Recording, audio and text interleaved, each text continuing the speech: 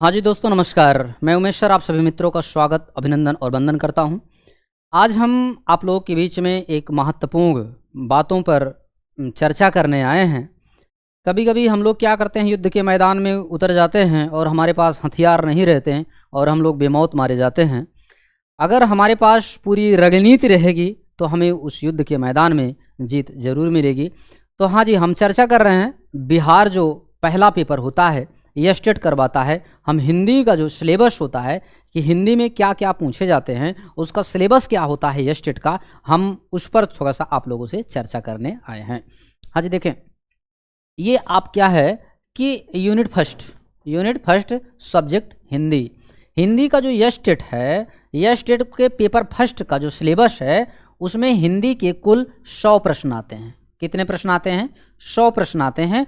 और वो 100 प्रश्न किन किन टॉपिक से पूछे जाते हैं ये सिलेबस दे रखा हुआ है। मैं आपको बता रहा हूँ, इन सिलेबस से बाहर पूछता ही नहीं है। इन्हीं सिलेबस को बेहतर पढ़ लीजिए, आपका यह स्टेट चुटकियों में क्लियर हो जाएगा। हाँ जी, देखें कि क्या क्या पूछता है। देखिए, ये पेपर यह स्टेट में आपको देखा जाए तो व्याकरण ही है और व्याकरण से ही संबंधित प्रश्न किए गए थे पूरे 100। देखें, इसमें कह रहा है कि जैसे देखा जाए कि यहाँ पर देखें, आपका जो ये संधि हो गया, क्या है? संधि। देखें, ये संधि, पहला टॉपिक क्या है? संधि। आपको संधि अच्छे से पढ़ लेना है। संधि जो है हमने अपने YouTube चैनल पर डाला हुआ है कि जो है संधि को पढ़ा दिया है, उस पर जाके वहाँ पे पढ़ लीजिएगा। मैं आपको बता रहा हूँ, वहाँ से एक प्रश्न भी बाहर जाने वाला नहीं है। देखेंगे संधि। अब संधि का क्या है, आपको पढ़ना है संधि कितने होते हैं और संधि का क्या प्रकार है और उदाहरण सहित उसको आपको जानना है। जैसे संधि का जो है भाई 3 प्रकार का होता है ना। और तीनों प्रकार में आप देखेंगे जो होता है स्वर संधि, व्यंजन संधि और विसर्ग संधि होता है। तो इन सारी संधियों को जो है आपको बेहतर पढ़ लेना है। कम से कम हम आपको बता रहे हैं, संधि से आपको जो है 5 या 6 प्रश्न आपको देखने को मिल जाएंगे। अब बात करते हैं, हम दूसरे पर चर्चा करते हैं, समास। समास अपने आप में सबसे महत्वपूर्ण टॉपिक है और समास को आपको बेहतर पढ़ना है कि भाई समास कितने हैं। कभी कभी ऐसा सीधा सीधा प्रश्न पूछ लिया जाता है, सरल एकदम हलवा जैसा, कि समास कितने प्रकार के होते हैं, तो आपको 6 प्रकार बता देना है ना। समास को बेहतर पढ़ना है। समास रचना और प्रकार सहित, समास किसे कहते हैं, समास का विलोम क्या होता है, समास कैसे बनता है ना, और उसके प्रकार कितने होते हैं। तो इस समास को बेहतर पढ़िए। समास अपने आप में भाई कम से कम 4 से 5 प्रश्न लेके आ जाता है आपके ये स्टेट की परीक्षा में। फिर कहते हैं संक्षेपण, यानी बड़ी बड़े गद्यांश होंगे, उसको में आपको संक्षेपक भी करना है, छोटा भी करना है। जैसे संक्षेपक अनेक तरह के क्या करता है, संक्षेपक अनेक तरह के गद्यावतरणों के संक्षेपक से संबंध अभ्यास भी यहाँ पे आपको करना है। क्योंकि आप जानते हैं कम से कम ये जो है आपके जो गद्यांश पूछे जाते हैं मिनिमम आपके 10 नंबर का आने वाला है। कितने नंबर का? 10 नंबर लगभग लेके आ जाता है। और पारिभाषिक एवं तकनीकी शब्द है ना, यहाँ पे लिखा है पारिभाषिक एवं तकनीकी शब्द, इसको भी आपको अच्छे से पढ़ लेना है क्योंकि यहाँ से भी मिनिमम जो है 2 से 3 प्रश्न आ ही जाते हैं। फिर कह रहा है उद्धृत वाक्यों में व्यवहारित शब्दों से ऐसे शब्दों की पहचान करें। ये टॉपिक है इम्पॉर्टेंट क्योंकि यहाँ से भी मिनिमम 1 से 2 प्रश्न पूछ लिए जाते हैं, 1 से 2 प्रश्न पूछ लिए जाते हैं। फिर हम बात करते हैं जो है आपका मुहावरा। इधर देखें, ये है मुहावरा और लोकोक्तियाँ, ये बहुत ही इंपॉर्टेंट टॉपिक हैं। ये आपका जो है पूछा जाता है मुहावरा और लोकोक्ति। आप लोग अच्छे से पढ़ लीजिए कि भाई मुहावरा और लोकोक्ति में क्या अंतर होता है ना। मुहावरा के लास्ट में ना होता है, लोकोक्तियाँ जो लोक में प्रचलित उक्ति होती है उसी को हम लोग क्या कहते हैं, लोकोक्ति कहते हैं। और इसको जो है आपको बढ़िया से पढ़ना है। कम से कम यहाँ पर भी आपको जो है 3 से 4 प्रश्न लोकोक्ति से भी आने वाले हैं। अब वाक्य प्रयोग, भाई आपको वाक्य भी पढ़ना है ना। उत्पत्ति के आधार पर भी पढ़ना है। उत्पत्ति के आधार पर वाक्य कितने प्रकार के होते हैं? 3 प्रकार के होते हैं, जिसमें सरल वाक्य हो गया, साधारण वाक्य हो गया और मिश्र वाक्य हो गया। और फिर क्या करना है, प्रयोग के आधार पर भी आपको वाक्य पढ़ लेना है। प्रयोग के आधार पर वाक्य कितने होते हैं? 8 प्रकार के होते हैं। तो यहाँ से भी आपके मिनिमम जो है 3 से 4 प्रश्न आपको देखने को मिल जाएगा।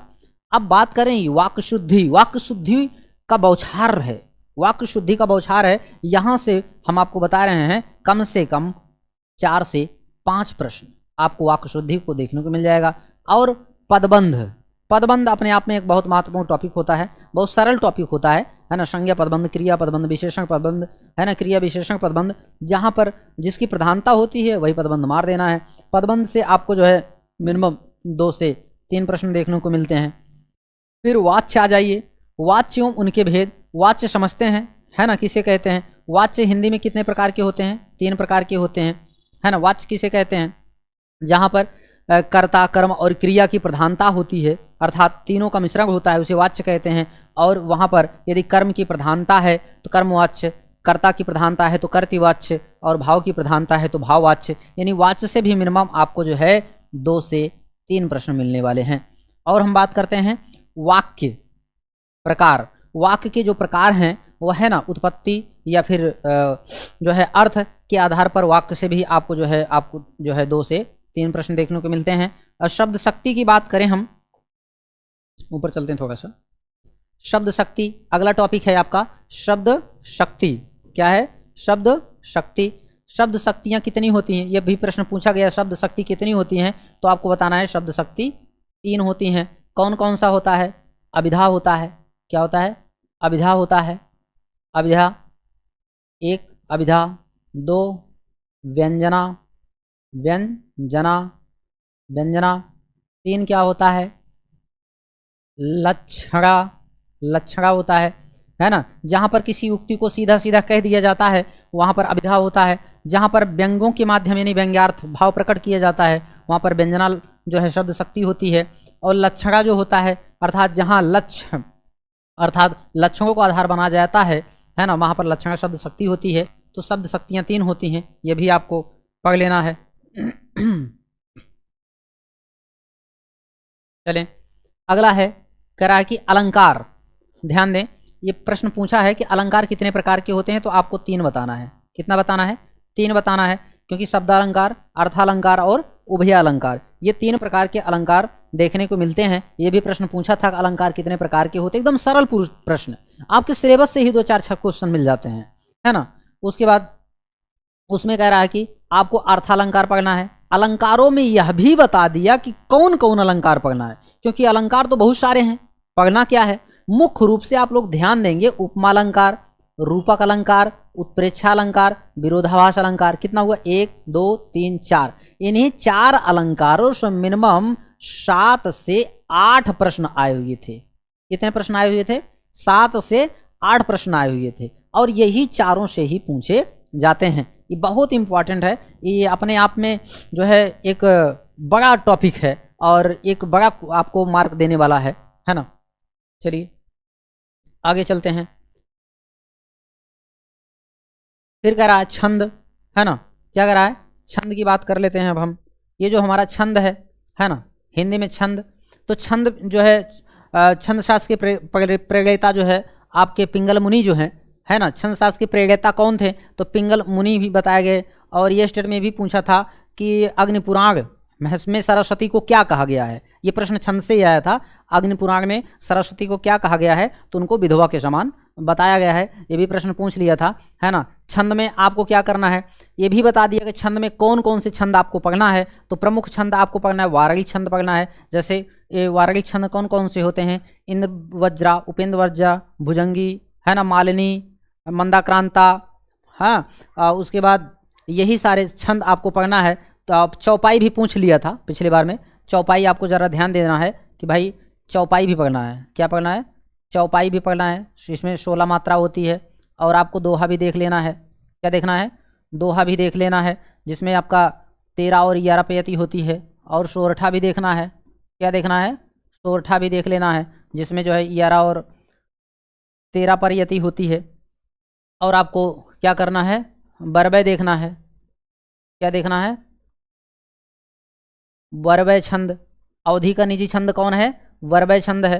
तो बरबय छंद भी देखना है। इसमें जो है आपको 12 और 7 परियति होती है और कुल 19 मात्रा होती है। कितने मात्रा होती हैं? 19 मात्रा होती है। ये सब आपका क्या है, मात्रिक छंद है। इतना छंद आपको जो है बेहतर ढंग से देखने की ज़रूरत है। और यहाँ से कम आपको जो है 2-3 पूछ ही लेता है, 1, 2 या तो 3, इतना ही प्रश्न यहाँ से आ जाता है। किससे, मात्रिक छंद से। और आपका वर्गिक छंद से मिनिमम आपको जो है 4 प्रश्न देखने को मिलेंगे। तो अगर 2 वहाँ मिला, 4 यहाँ मिला, तो कितने हो गए, 6 प्रश्न हो गए। तो 6 प्रश्न बहुत होता है, थोड़ा नहीं बहुत होता है ना। चलिए अब आगे देखते हैं। अब देखें, काव्य गुण भी पढ़ना है। काव्य गुण से आपको जो है कम से कम मिनिमम जो है 3 प्रश्न आपको देखने को मिलेंगे। अच्छा, काव्य गुण कितने होते हैं, तो आप बताएंगे कि काव्य गुण कितने होते हैं। तो ये भी पूछ लिया था, काव्य गुण कितने होते हैं, काव्य शास्त्र का टॉपिक है। तो काव्य गुण 3 होते हैं, है ना। काव्य गुण कितने होते हैं, 3 होते हैं। एक तो होता है प्रसाद, क्या होता है, प्रसाद गुण, कौन सा, प्रसाद गुण।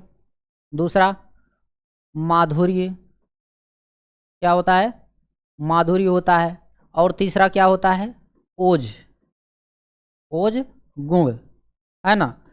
तो जो ये गुण है, काव्य गुण है, तो काव्य गुण कितना होता है, 3 होता है। प्रसाद गुण होता है, माधुर्य गुण होता है और ओज गुण होता है। जहाँ पर बात सीधी सीधी कह दिया जाए वहाँ पे प्रसाद गुण होता है। जैसे चारुचंद की चंचल किरणें खेल रही हैं जल थल में, तो इसमें प्रसाद गुण हो गया। माधुर्य गुण कहाँ पे होता है, जहाँ पर श्रृंगार प्रधान जो है पंक्ति होती है। कैसी पंक्ति, श्रृंगार प्रधान। कैसी पंक्ति, श्रृंगार प्रधान, है ना।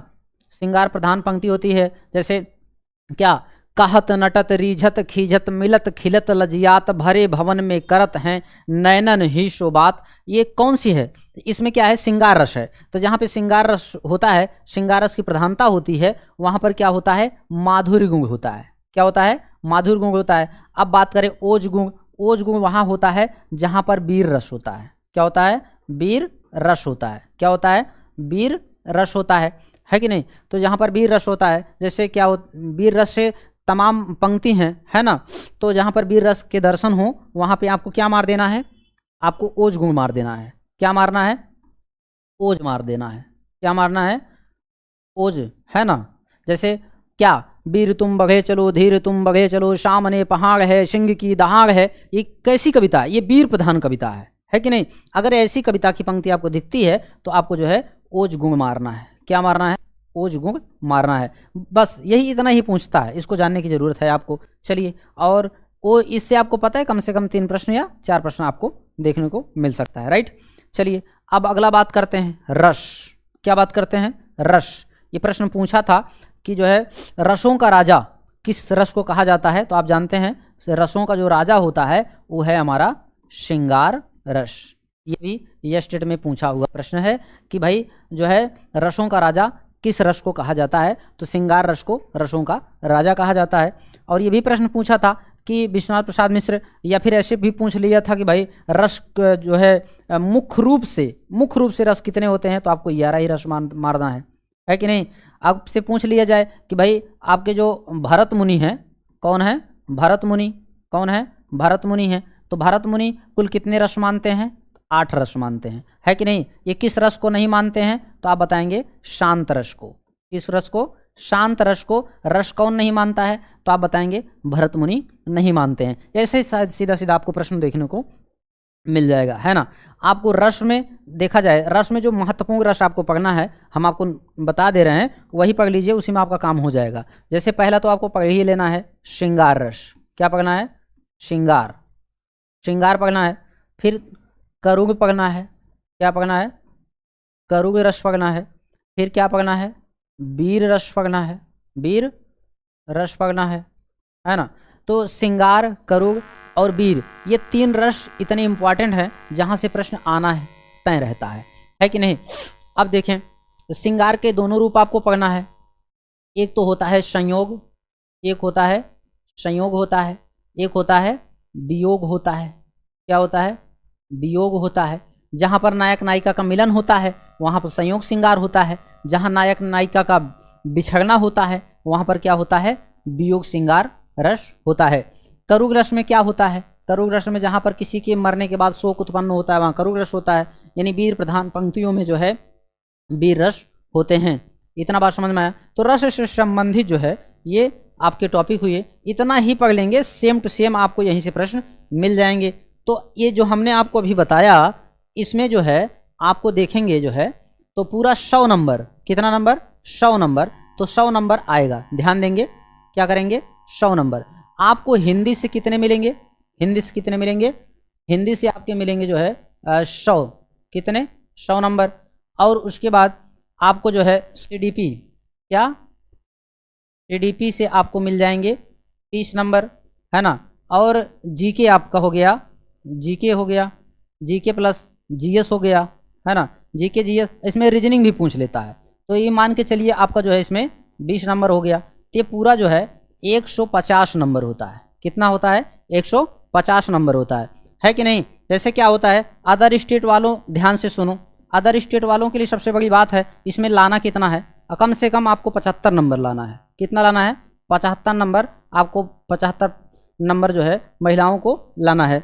इतना ध्यान दें कि कम से कम आप जो है 90 प्लस नंबर लाएंगे तो कभी किसी प्रकार की दिक्कत नहीं होगी। इतना मेहनत करना है, ठीक है, जनरल वालों के लिए। बाकी हमारे बिहार के जितने भी मित्र हैं वो तो आप सबका कैटेगरी वाइज बचा हुआ है। किसी का जो है 60%, किसी को जो है 50%, किसी को लाना है जो है 45%। तो ये सबका अलग अलग कैटेगरी है कि नहीं। लेकिन आपको मान के चलिए 75 नंबर से कम नहीं लाना है सभी को, है कि नहीं। अगर 90 लाते हैं तो और अच्छी बात है कि नहीं। हमारे कितने ऐसे तमाम मित्र हैं, हम बात करते हैं हिंदू में जो है 131 नंबर भी लाया हुआ है, 131 नंबर लाया हुआ है।